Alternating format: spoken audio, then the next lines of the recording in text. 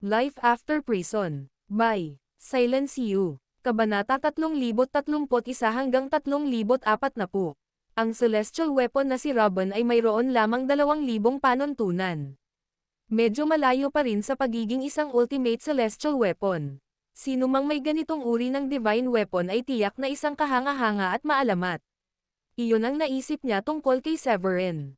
Gayunpaman, may iba pang mga tanong na lumitaw. Kilala ni Robin ang lahat ng sikat na kababalaghan sa celestial name ngunit hindi niya narinig ang pangalan ni Severin. Matapos mag-isip ng ilang sandali, umiling siya at binigyan si Severin ng seryoso at nagdududang tingin. Ang kanyang mga mata ay kumikinang na may matinding intensyong pumatay.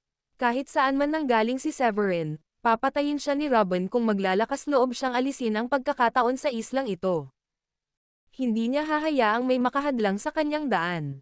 Pinaikit niya ang kanyang mga mata at naglabas ng isang hindi pala kaibigang aura.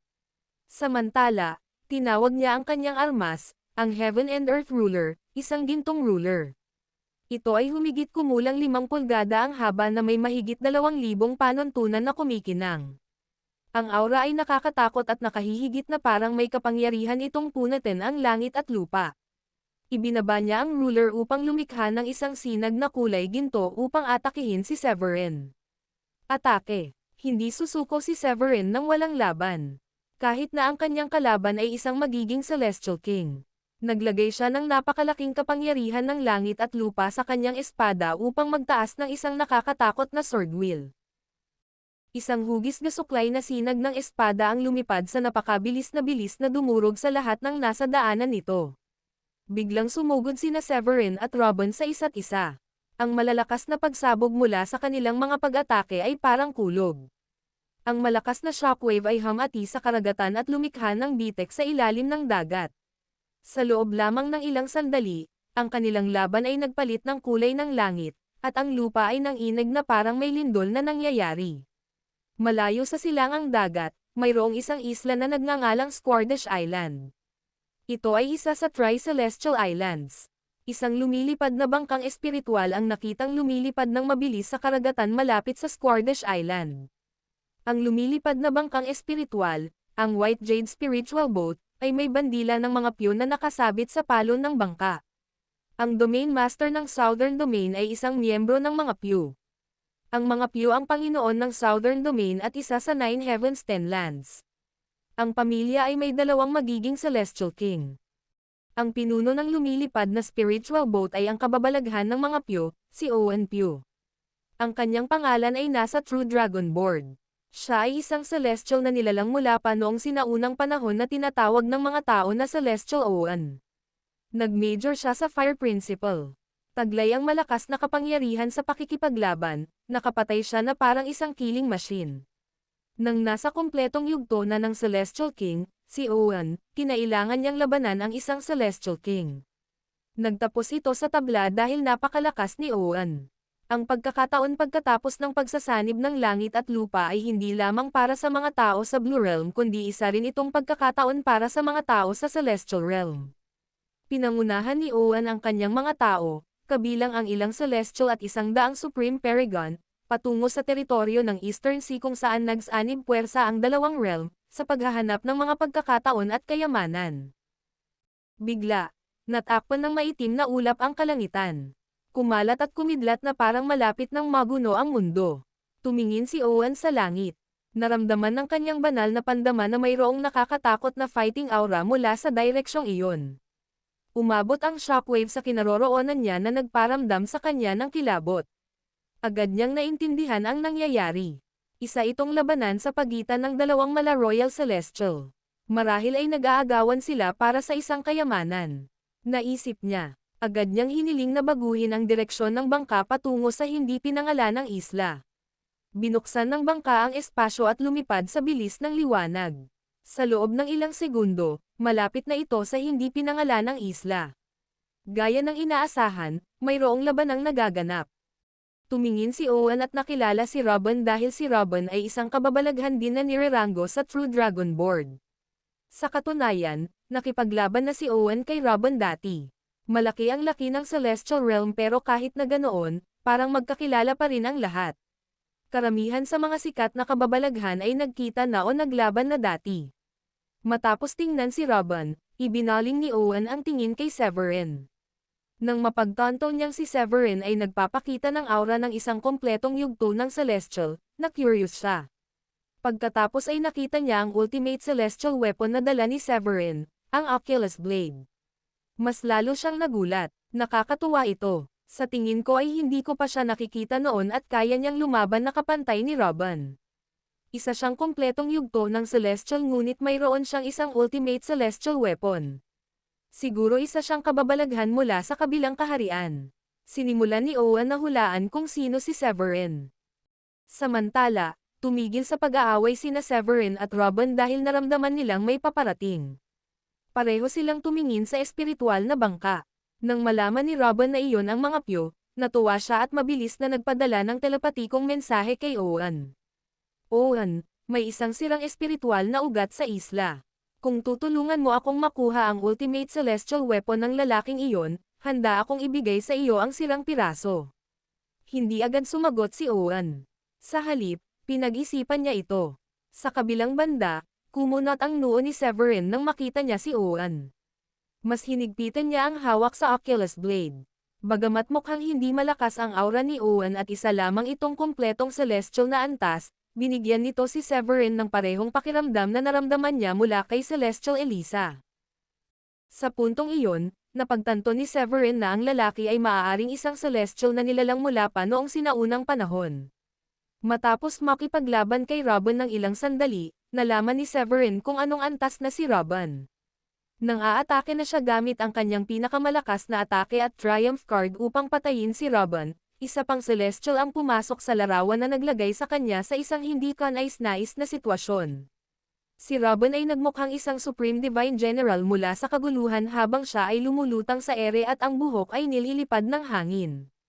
Matapos walang makuhang sagot mula kay Owen, nagsimula siyang makaramdam ng pagkabalisa at kaba.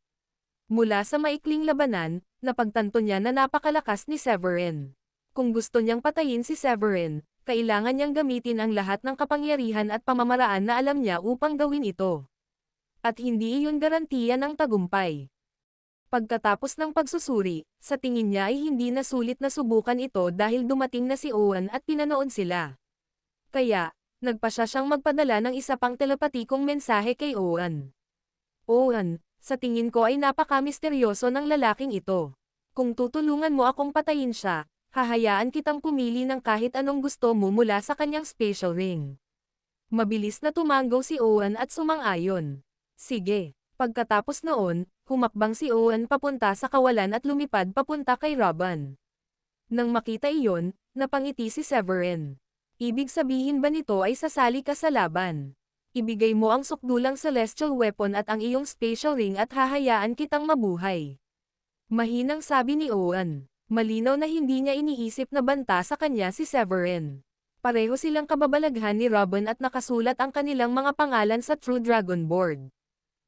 Noong magkasama silang naglaban, hindi problema ang pagpatay sa isang magiging Celestial King. Sa makatuwid, ang isang kompletong yugto ng Celestial na may ultimate Celestial weapon ay hindi magiging malaking problema para sa kanila. Nang makitang nakapagdesisyon na si Owen na tulungan si Robin, tumigil sa pagngiti si Severin at sinabing walang emosyon. Kung gusto mo talagang mamatay, ibibigay ko sa iyo ang hiling mo. Malakas ang kanyang espada. Ang 3,000 Might Principles ay naging isang banal na tulay sa ilalim ng kanyang mga paa. Si Severin ay mukhang isang nakahihigit at makapangyarihang nilalang. Ang aura na kanyang inilalabas ay lubhang nakapangangilabot. Ang kapangyarihan ay napakalakas na ang langit at lupa ay parang isang pagan. Ang mga prinsipyo ay umiikot sa kanyang katawan. Ang bawat selula sa kanyang katawan ay nagniningning sa liwanag na yumanig sa Nine Heavens. Pinunit ng nakapangangilabot na espada ang kawalan at tinamaan ang araw at buwan. Kahit ang mga nasa 3,000 milya ang layo ay naramdaman ang pagkasunog ng kanilang balat ng di nakikitang espada. Malamig na tinitigan ni Severin sina Owen at Robin at iwinagayway ang Oculus Blade. Ang sinag ng espada ay lumipad na parang isang gasuklay at hinaranggan ang paningin ni Owen at Robin. Ang mukha ni Robin ay naging napakasama. Nako hindi. Pagkatapos ng nakaraang laban, Alam niya kung gaano kalakas si Severin. Ang ultimong celestial weapon, ang Oculus Blade ay may nakaukit na 3,000 mighty principles at may kapangyarihang supulan ang parehong antas ng celestial weapon. Ang Heaven and Earth ruler ni Robin ay nagliwanag na may kumikinang nalilang liwanag. Ang enerhiyang heptagold mula sa langit at lupa ay dumaloy sa ruler at lumikha ng isang sinag. Nang makita kung gaano kaseryoso si Robin, napagtanto ni Owen na hindi niya dapat maliitin si Severin. Sumenyas siya gamit ang kanyang mga daliri at itinuro ang gitna ng kanyang mga kilay. Isang turquoise marble na puno ng clear water divine water ang lumitaw. Ito ay halos kasing laki ng isang alchemical pill. Naglalaman ito ng kuryente na parang isang igat na lumalangoy sa karagatan at naglalabas ng isang matayog na aura. Sige, mabilis na inilipat ni Owen ang napakalaking kapangyarihan ng langit at lupa upang mapataas ang banal na liwanag ng water thunder. Marmol. Ang banal na kulog ay may matayog na kapangyarihang pumatay na kayang wakasan ang mundo. Umalis ang banal na kulog mula sa water thunder marble at lumipad patungo sa target. Lumitaw ang sonic boom sa kanyang daloy. Ang malinaw na banal na kulog ay nakaakit ng maitim na ulap upang takpan ang kalangitan na mahigit 3,000 milya at nagdilim sa lupain. Pagkatapos ng ilang pagsabog, ang mga lupain sa paligid ng labanan ay tinamaan na parang inaararo. Tinamaan ng mga alon ang mga isla at posibleng tsunami. Sa kalagitnaan ng himpapawid, hawak ni Owen ang water thunder marble at tumingin kay Severin. Kumislap ang kulog sa kanyang mga mata. Ang maikling labanan ay nagparamdam kay Owen na mas maingat at seryoso ang pakikitungo sa labanan. Bagamat inaasahan niyang si Severin ay isang kababalaghan mula sa Blue Realm at narito sa Celestial Realm dahil sa pagsasanib, hindi niya inisip na ganoon kalakas si Severin gayong si Severin ay isang kompletong yugto lamang ng Celestial. Hindi nakakapagtaka na binalaan siya ng kanyang elder na hindi siya dapat makipaglaban sa sinumang kababalaghan mula sa ibang kaharian. Noong nakaraan, may kaso ng pagiging isang Celestial King ng Green Emperor laban sa lahat ng posibilidad. Ang pinakahuling kaso ay isang matandang lalaki na nakapatay ng maraming extraterrestrial sa hangganan ng dagat. Mariing umiling si Ian para mawala ang mga iniisip niya. Kasabay ng matinding titig, tumingin siya kay Severin. Pagkatapos ay inihagis niya ang water thunder marble pataas sa ere. Lumaki ang marmol at lumikha ng isang malakas na hangin para durugan si Severin. Hindi hahayaan ni Robin na makuha ni Ian ang lahat ng atensyon. Iwinagayway niya ang Heaven and Earth ruler. Isang malutong na tunog ang Sum-Ire sa kawalan at dinurog ang 5 elemento. Nagbanggaan ang kanilang mga celestial weapon. Kumislap ang mga paputok sa paligid. Masyadong mabilis ang kanilang bilis para sundan, na nag-iiwan lamang ng mga anino para makita ng iba. Ilang milya ang layo mula sa labanan. Pinanood ng mga Pyo ang labanan mula sa espiritual na bangka. Ito ay isang matinding labanan habang ang dalawang malapit ng maging Celestial King ay nakikipaglaban sa isang kompletong yugto ng Celestial. Kumikinang ang mga banal na ilaw ng iba't ibang mga patakaran sa kawalan. Maraming Celestial mula sa mga Pyo ang nanood sa labanan sa proa. Nakanganga ang kanilang mga bibig at mukhang gulat na gulat sila. Sino yang lalaking yan? Paano makakalaban ng isang ganap na Celestial na antas ang mahigit 100 rounds laban sa dalawang malapit ng maging Celestial Kings? Si Robin ay isang malapit ng maging Celestial. Ang kanyang tagapamahala ng langit at lupa ay inukitan ng mahigit 2,000 makapangyarihang prinsipyo. Dahil sa kanyang lakas, napasama siya sa top 10 nanograms True Dragon Board. Ngunit, hindi niya kailanman matalo ang lalaking ito. Hoy, ingat ka. Si Ian ay isang Celestial na nilalang mula pa noong sinaunang panahon. Niyanig ng Celestial Ian ang 9 Heavens and 10 Lands. Ang lalaking iyon ay isang ganap na Celestial na yugto lamang. Hindi siya magtatagal bago siya mapatay ni Ian. Kahit ang kanyang kaluluwa ay mapapahamak. Ang isla ay natatakpan ng makapal na patong ng lilang aura. Iniisip ko kung anong uri ng kayamanan ang nasa isla. Hihihi, mga Celestial lang tayo. Huwag na nating isipin ang kayamanang iyan. Sa pagsasama ng langit at lupa, maraming halamang Celestial ang lilito. Sana makahanap tayo ng ilan sa mga iyon. Patuloy na nag-uusap at nagkukwentuhan ang mga Pyo ng mapayapa dahil inakala nilang sandali na lang bago mapatay ni Ian si Severin. Samantala, Nagtulungan sina Ian at Robin upang labanan si Severin sa matinding labanan. Nagsisimula silang maging mas balisa habang tumatagal ang kanilang laban. Lalo na si Ian. Nagsisimula ng maging hindi matatag ang Water Thunder Marble. Pagkatapos ng ilang banggaan, unti-unting dumilim ang mga banal na ilaw ng mga patakaran. Ang kapangyarihan ni Severin ay higit pa sa kanyang inaasahan. Ang kanyang huling pag-atake ay hindi tumama kay Severin kaya mabilis siyang umatras at bumalik sa kinaroroonan ni Robin. Pagkatapos ay palihim siyang nagpadala gamit ang kanyang banal na sentido. Robin, kakaiba talaga ang lalaking ito. Sa tingin ko hindi na tayo dapat magtagal pa. Kailangan na natin siyang patayin ngayon para hindi na mas maraming tao ang makapansin sa bahagi ng espiritual na ugat sa isla. Siyempre, alam ni Robin ang tunay na tinutukoy ni Ian. Gayunpaman, ang pinakamahalaga ay ang alisin si Severin ngayon. Hindi ito ang tamang panahon para makipagtalo kay Ian, sagot ni Robin. Pigilan siya. Aatake ako gamit ang banal na pamamaraan ng isang Celestial King. Tumingin si Ian kay Robin at tumango. Sige. Alam niyang si Robin ay isang disipulo ng Tri-Celestial Islands ngunit hindi niya alam na kayang gumamit ni Robin ng isang divine technique ng Celestial King. Ang kamay ng Diyos ay isa sa 36 na divine technique ng Celestial King.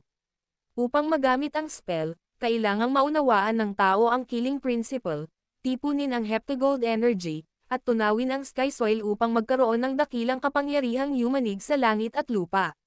Lihim na nagpasya si Ian na ayaw niyang gawing kaaway si Robin pagkatapos ng labanang ito. Dahil alam niyang hindi niya kayang labanan ang kamay ng Diyos kahit na ang bahagyang kapangyarihan lamang ng divine technique ang may lalabas ni Robin. Sa puntong ito, mabilis niyang pinunit ang kawalan at dinurog si Severin gamit ang Water Thunder Marble. Matapos siyang tangkaing patayin ni Ian at Robin ng ilang beses, sa wakas ay hindi na napigilan ni Severin ang kanyang galit. Itinaas niya ang kanyang kamay upang paganahin ang mga patakaran ng espasyo sa paligid niya. Kasunod nito, ang espasyo ay naging makapal at matigas na parang bakal. Ang divine light ng mga patakaran ay tumakip sa Water Thunder Marble at nakulong ito sa loob. Sinamantala iyon, humakbang siya sa kawalan. Kumikinang ang espasyo sa pagitan ng kanyang mga noo. Pagkatapos ay binasag niya ang Green Emperor Pagoda na kasing laki ng palad kay Robin. Labis na nasaktan si Ian dahil sa pag-atake kaya't samuka siya ng dugo. Kalahati ng kanyang celestial body ay nabasag at sumabog at naging madugong hamog. Kasunod nito, tinawag ni Severin ang Oculus Balde. Humakbang siya, sumulyap sa kinaroroonan ni Ian at umungol. Nag-enjoy ka ba? Sa sandaling ito na nagbabanta sa buhay, nakakagulat na kalmado si Ian. Naramdaman niya na ang Water Thunder Marble ay nakulong.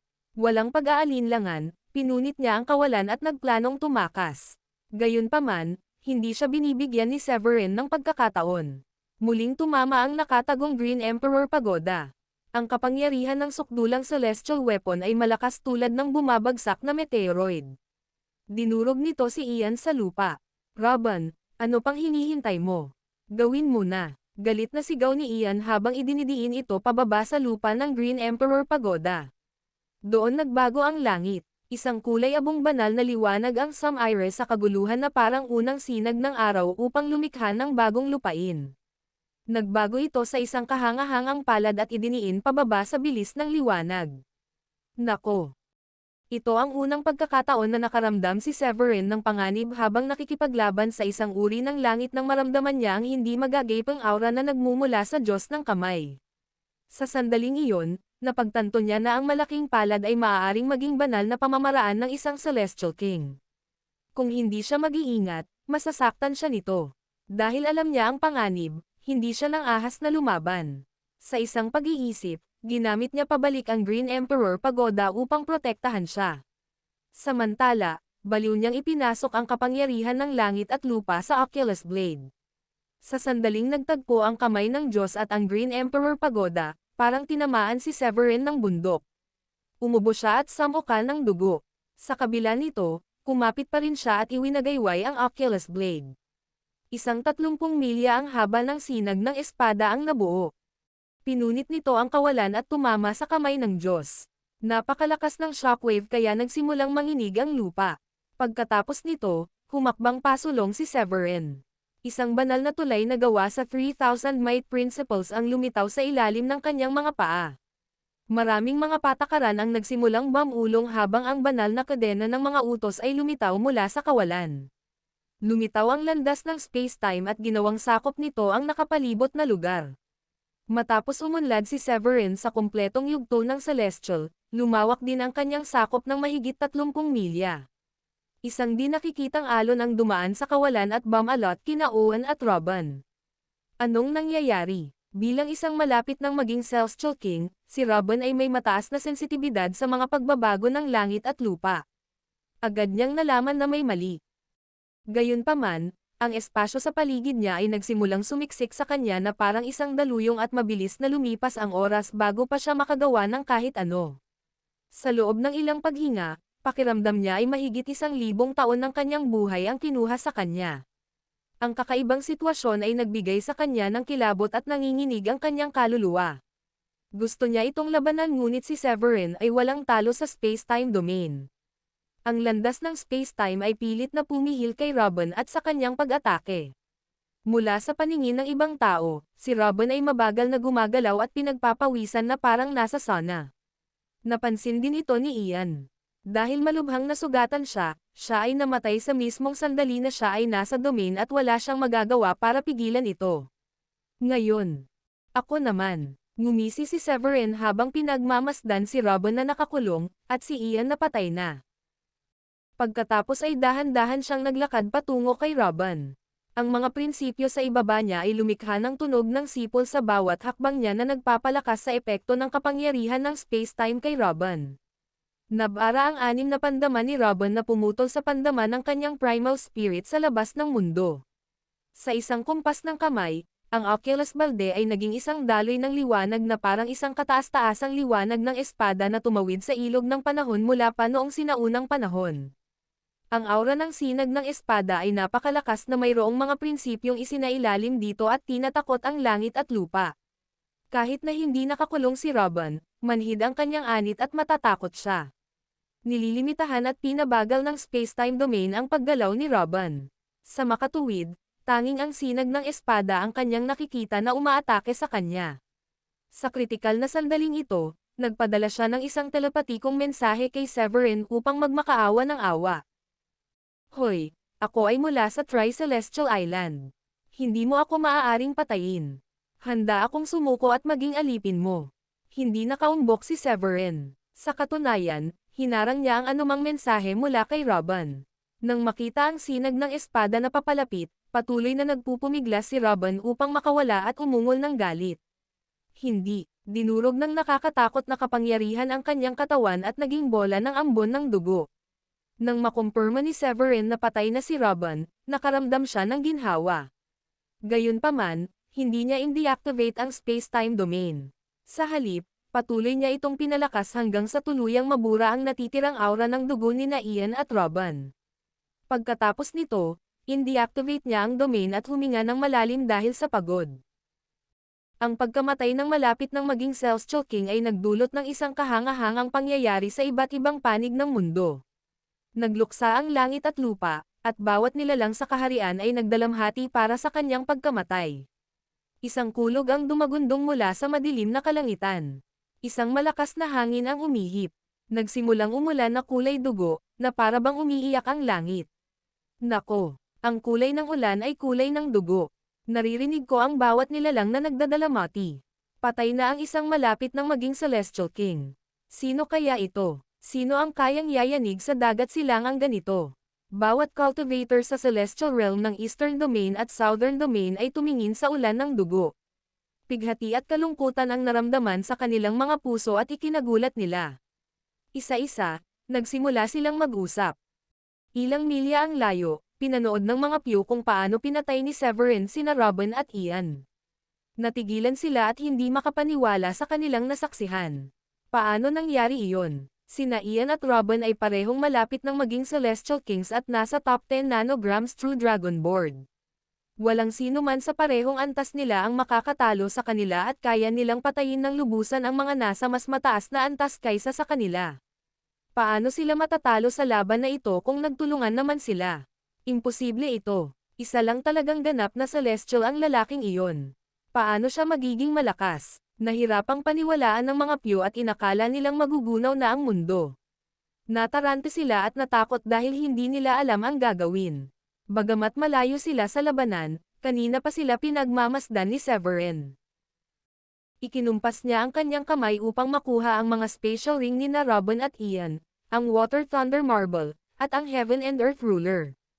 Nang hindi sinulyapan ang mga nasamsam, pinunit niya ang puwang at mabilis na tumakbo patungo sa direksyon ng spiritual boat. Sa isang iglap, nasa itaas na siya ng spiritual boat. Walang awa sa kanya habang mabilis niyang inatake ang spiritual boat gamit si Oculus Balde. Nagpakawala ang Oculus Balde ng isang matinding banal na liwanag. Ang mga walang katapusang patakaran ay nagtagpo sa isang nakakatakot na killing sword beam. Nagulat ang mga celestial sa spiritual boat.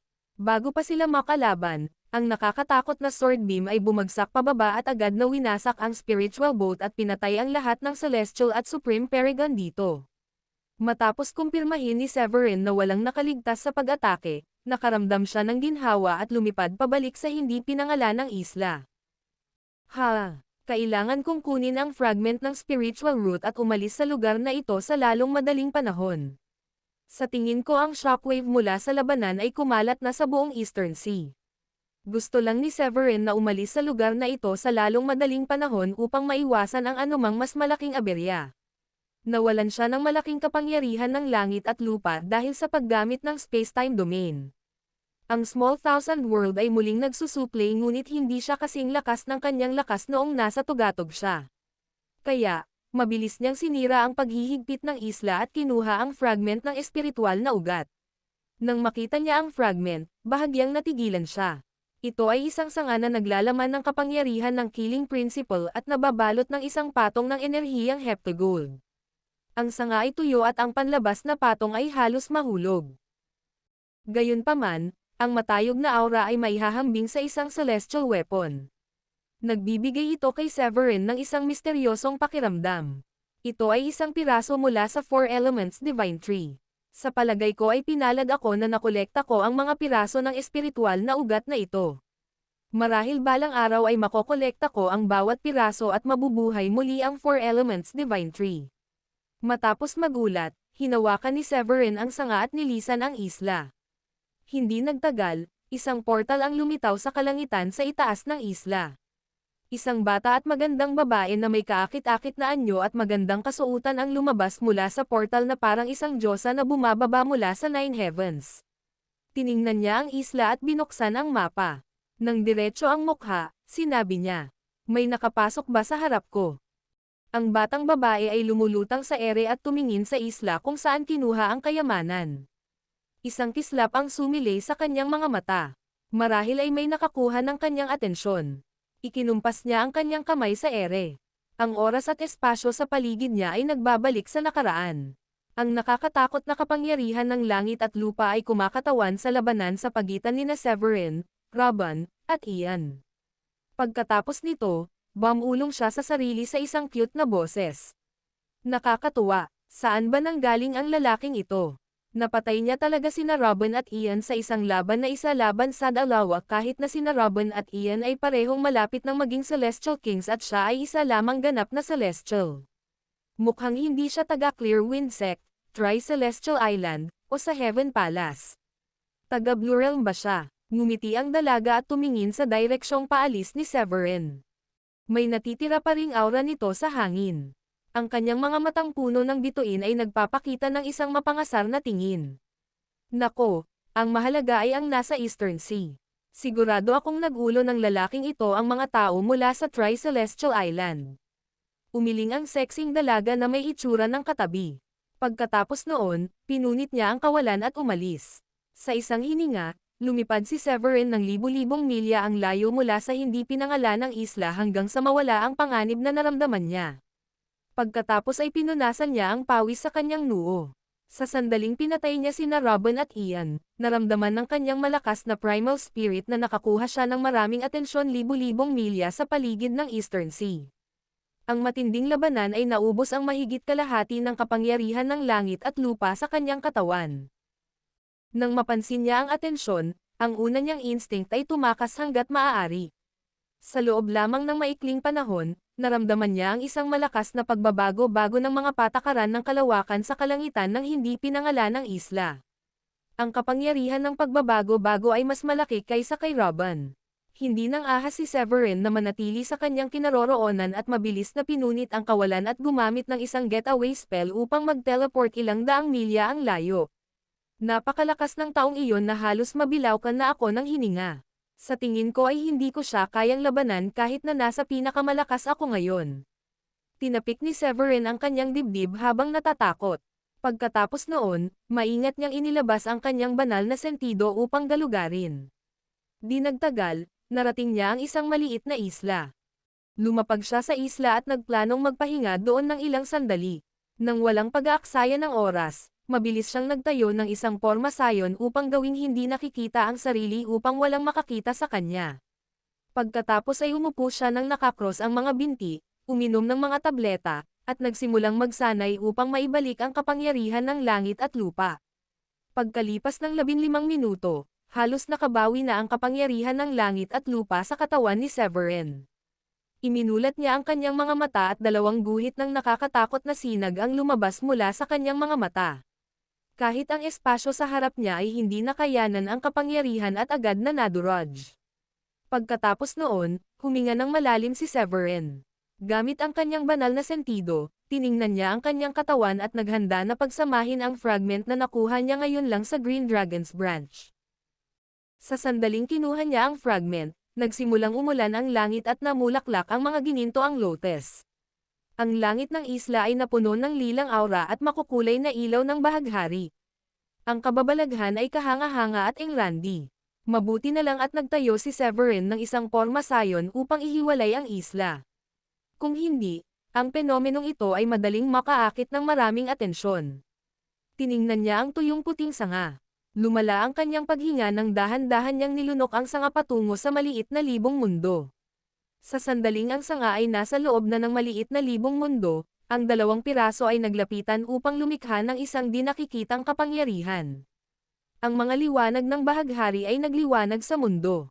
Ang kapangyarihan ng langit at lupa ng maliit na libong mundo at ng 3,000 makapangyarihang prinsipyo ng kalawakan ng pinagmulan ay naging marahas at sumugod patungo sa mga piraso ng espiritual na ugat na parang isang daluyong.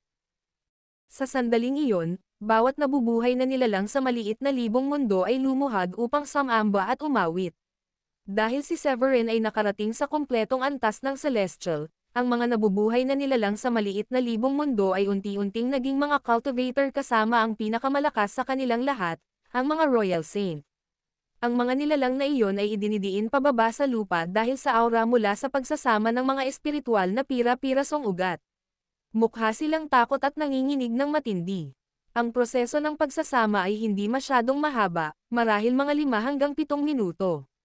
Di nagtagal, nawala ang mga liwanag ng bahaghari at ang kababalaghan. Nakita ni Severin ang isang banal na puno na may taas na 80 pulgada sa harap niya. Ang panlabas na patong ng banal na puno ay may mga pattern ng mga prinsipyo. Mahirap intindihin ang pattern. Sa isang tingin lang, mabibihag nito ang iyong kaluluwa at mapapanatili kang nakatitig dito. Mayroong 2 sanga na may 2 magkaibang kulay. 2 magkaibang enerhiya ang nagtagpo sa mga dahon ng 2 sanga, na pinangalanan ang enerhiya ng heptagold at enerhiya ng kulog. Ginagawang parang berdeng dragon at puting tigre ang 2 sanga. Tuwang-tuwa si Severin. Nakuha niya ang 2 elemento ng 4 na elementong banal na puno. Kahit hindi niya mahanap ang 2 pa, ang banal na sandata mula sa puno ay kasing lakas ng isang normal na celestial weapon. Bukod pa rito, ang dahon ay isang mahalagang kayamanan sa sinumang cultivator na hindi naging celestial. Kahit na ang mga daong iyon ay hindi kasing lakas ng isang celestial weapon, ang kanilang kapangyarihan ay kapareho ng protective celestial weapon. Taglay ang mukha na puno ng kagalakan at kaligayahan, itinanam ni Severin ang 4 na elementong banal na puno sa tabi ng magulo na puno ng peach at ginamit ang pinakamataas na posisyon sa tuktok upang hayaan ang banal na puno na makatanggap ng binyag ng 1000 bituin at mga prinsipyo. Pagkatapos nito, binawi niya ang kanyang banal na pandama at bumalik sa totoong mundo. Pagkatapos ay kinuha niya ang mga spatial ring ni na Robin at Ian, sinira ang mga paghihigpit, at sinimulang makita kung ano ang nasa loob. Bulaklak ng lila, likidong espiritual ng kulog ng langit. Napakaganda nito para sa celestial na buhay. Matapos makuha ang piraso ng Four Elements Divine Tree, ang ordinaryong kayamanan ay hindi na gaanong mahalaga at kawili-wili para sa kanya. Kahit na noong si Ian ay isang celestial na nilalang mula pa noong sinaunang panahon at si Robin ay isang malapit ng maging celestial king, ang mga bagay sa kanilang mga spatial ring ay medyo normal para kay Severin. Ilan lamang sa mga bagay ang nakaakit ng atensyon ni Severin. Ang Violet Sunflower ay isang celestial herb na makakatulong makalusot sa isang maagang yugto ng celestial at patungo sa kalagitnaan ng yugto. Ang Heavenly Thunder Spiritual Liquid ay isang uri ng hilang celestial item. Bukod sa mga iyon, wala nang nakakuha ng atensyon ni Severin. Labis na nadismaya si Severin at ibinalik ang mga spatial ring sa Small Thousand Worlds. Bagamat hindi niya magamit ang karamihan sa mga bagay, nakatulong ang mga ito sa mga mula sa Longevity Alliance, sa kanyang mga asawa, at kay Celine. Panghuli, tiningnan niya ang Water Thunder Marble at Heaven and Earth Ruler.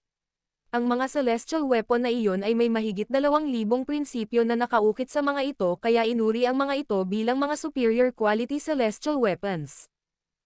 Ang kanyang orihinal na plano ay sirain ang mga armas upang masipsip niya ang enerhiya upang palakasin ang Small Thousand Worlds ngunit isinuko niya ang plano. Huwag na lang. Nasa Celestial Realm na tayo ngayon. Maaari ko itong itago para kay Master at sa iba pa dahil wala pa silang Celestial Weapon. Malaki ang naging pagkakaiba ng pagkakaroon ng Celestial Weapon at ng kawalan ng Celestial Weapon sa isang Celestial Battle. Dahil kay Severin ay may Oculus Balde, magagamit niya ang kapangyarihan ng mga prinsipyo upang durugan ang sinumang cultivator na kapantay niya. Sa huli, ganoon niya pinatay si Anstora na isang mid-stage celestial. Kung wala siyang celestial weapon, maliit ang posibilidad na mapatay niya si Anstora, kahit na naunawaan na niya ang space-time domain. Pagkatapos nito, ibinalik niya ang mga celestial weapon sa spatial rings at lumipad patungo sa kalangitan.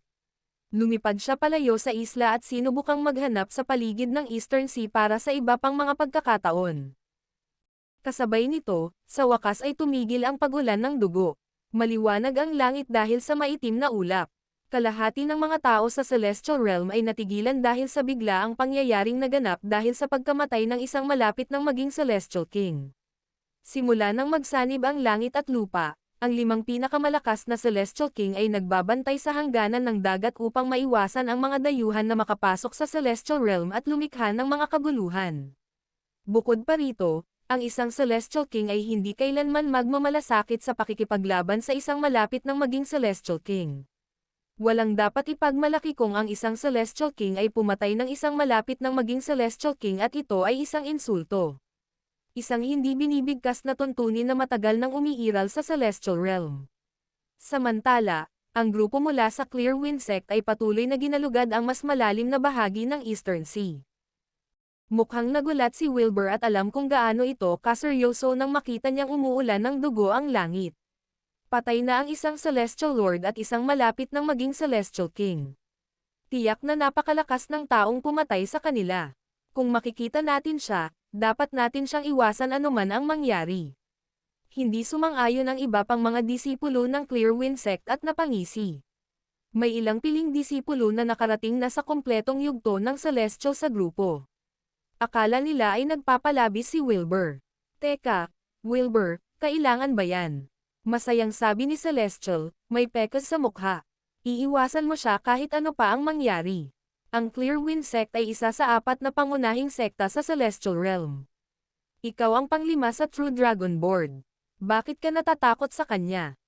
Sumang-ayon ang isang ganap na Celestial. Tama iyan. May katuturan naman kung hihilingin mo sa amin na iwasan ang mga tao mula sa Heaven Palace, Tri-Celestial Islands, at Ingeni Paradise. Bakit tayo dapat matakot kahit kanino? Siguro swerte ang tumulong sa kanya na patayin si Robin. Tiningnan ni Wilbur ang mapanghamak na ekspresyon sa mukha ng kanyang nakababatang kapatid at nawalan siya ng imak. Saway niya, nakatingin ka na ba sa salamin kamakailan lang? Sa tingin mo ba ay ganoon lang kadali ang pagpatay sa isang malapit ng maging Celestial King? Mapapatay na sana natin ang lahat ng kababalaghan sa Chaotic Prodigy board ngayon. Sa palagay ni Wilbur, isang malapit ng maging Celestial King ang nakakolekta ng kanyang mga nakaraang alaala at naunawaan ang 3,000 makapangyarihang prinsipyo. Kahit siya ay walang katiyakan na kaya niyang patayin ang mga kapantay niya. Halos imposibleng patayin ang isang malapit ng maging Celestial King gamit ang mga normal na pamamaraan. Maliban na lang kung alam ng tao kung paano gamitin ang banal na pamamaraan ng Celestial King o kung mayroon siyang ultimate Celestial Weapon. Ano man ito, ang pagkamatay ni Robin ay nagdulot ng kaguluhan sa Celestial Realm at pinatunayan nito na ang taong pumatay kay Robin ay napakalakas. Matapos pag-alitan ang kanyang nakababatang kapatid, tumingin si Wilbur sa mas malalim na bahagi ng Eastern Sea at nagtungo roon. Sa kabilang panig, ang iba pang mga sekta ay may parehong iniisip ni Wilbur. Mabilis nilang pinaalalahanan ang kanilang mga disipulo na maging maingat at iwasang makipag-ugnayan sa maling tao. Sa itaas ng kalangitan ng kanlurang bahagi ng Eastern Sea, ang kahalili ng Heaven Palace, si Amin Kaufman, ay kasama ang kanyang mga banal na general na pawang mga Celestial. Napatay na si Robin. Mukhang may bago tayong kababalaghan mula sa ibang lugar dahil sa pagsasanib ng langit at lupa. Isang napakalakas na kababalaghan na kayang patayin sina Robin at Ian pagkatapos ng pagsasanib. Sabi ni Amin nang may bahagyang ngiti. Si Amin ay isang napakagandang lalaki at may makinis na balat. Isa sa mga banal na general sa likuran niya ay may nagliliyab na banal na liwanag ng mga patakaran na nakapaligid sa kanyang katawan at sinabing, "Ginoo, sinasabing ang Blue Realm ang kaharian ng Green Emperor bago pa man siya umakyat sa ating kaharian. At ang Old Wako na nakilala ng marami sa hangganan ng dagat ay taga Blue Realm din." Blue Rim. Nawala ang ngiti ni Amin. Kumunat ang noo niya at malalim na nag-isip. Sa loob ng maraming siglo, ang Blue Realm ay isang lugar na madalas mabanggit sa Celestial Realm. Nariyan ang Green Emperor na naging Celestial King at ang Old Wako na malapit ng maging Celestial King na dumating sa Celestial Realm 200 taon na ang nakalilipas. Bigla, naalala ni Amin ang isang masamang alaala. Ang Old Wako ay pumunta sa Nine Heavens at ninakaw ang kanyang 9th Revolution Golden Pill. Natuklasan ni Amin ang Old Wako ngunit ang Old Wako ay masyadong malakas at hindi si Amin ang kanyang kalaban. Kalaunan ay napagtanto ni Amin na ang misteryosong Old Wako ay tila may medyo komplikadong pagkakakilanlan dahil kahit si Lawrence ay tinatrito ang Old Wako ng may respeto. Medyo nakaramdam si Amin ng kawalan ng kakayahan dahil alam niyang ang taong pumatay kay Robin at si Ian ay isa ring kababalaghan mula sa Blue Realm. Antong hininga siya. Tandaan mo lang na ayaw nating magdulot ng anumang gulo. Kung magkikita man tayo sa hinaharap, huwag mo siyang guluhin o subukang guluhin. May isang bagay na hindi sinabi si Amin sa kanyang mga banal na general. Dahil nagawa ni Severin na patayin ang isang Celestial Lord at isang malapit ng maging Celestial King ng sabay, pinatunayan lamang nito na si Severin ay magiging mas malakas lamang sa hinaharap. Siya ay kahalili ng Heaven Palace at mga disipulo ni Lawrence ngunit kahit siya ay hindi makakamit ang nagawa ni Severin kahit na alam niya kung paano umatake gamit ang banal na pamamaraan ng isang Celestial King. Tiyak na papalapit na ang kapangyarihan ng isang malapit ng maging Celestial King sa isang Celestial King.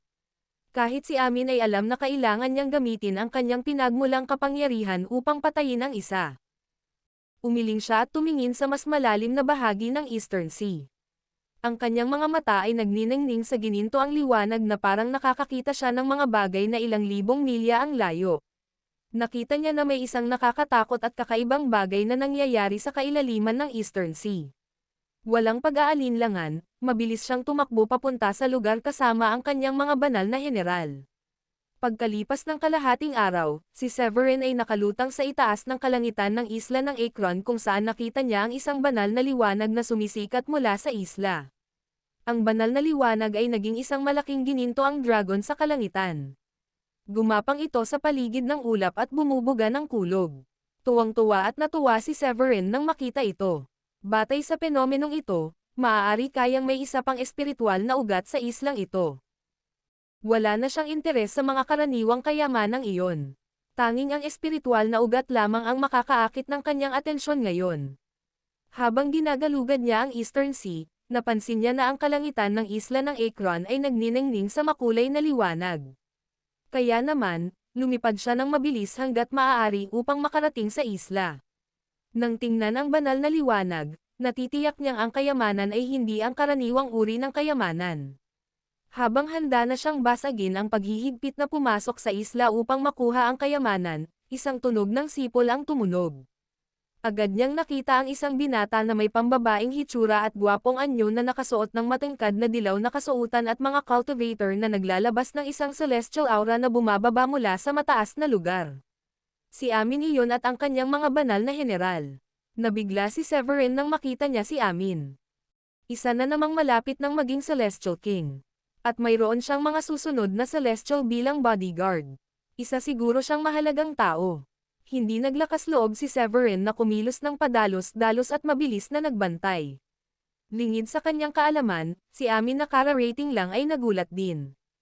Ang kanyang mga gininto ang mata ay nakakakita ng lampas sa kawalan, nakatingin sa 9 heavens at 10 lands. Sa pagbubuod, ang kanyang mga mata ay napakalakas. Natigilan si Amin nang makita niya ang natitirang aura ng mga patakaran mula kina Robin at Ian sa katawan ni Severin. Paulit-ulit niyang kinumpirma na tama ang kanyang nakita. Sa wakas, hindi niya alam ang gagawin at sinabi ng mapagtanto niya na ang kompletong yugto ng Celestial na kanyang tinitingnan ngayon ay ang pumatay kina Robin at Ian. Mabilis niyang ipinadala ang mga mensahe sa kanyang mga banal na general at sinabihan silang huwag kumilos ng padalos-dalos upang maiwasan ang anumang gulo. Nang bigla na lamang, naging isang mahirap at kakaibang sitwasyon. Nanigas ang mga kalamnan ni Severin habang palihim niyang ginagamit ang Oculus Balde upang maghanda sa labanan. Sa kabilang banda, si Amin ay nasa isang nalulumbay na mood at hindi naglakas loob na sumulong. Ang sitwasyon ay nasa isang deadlock at ang kapaligiran ay lalong tumitindi. Sakto namang dumating si Wilbur at ang kanyang grupo.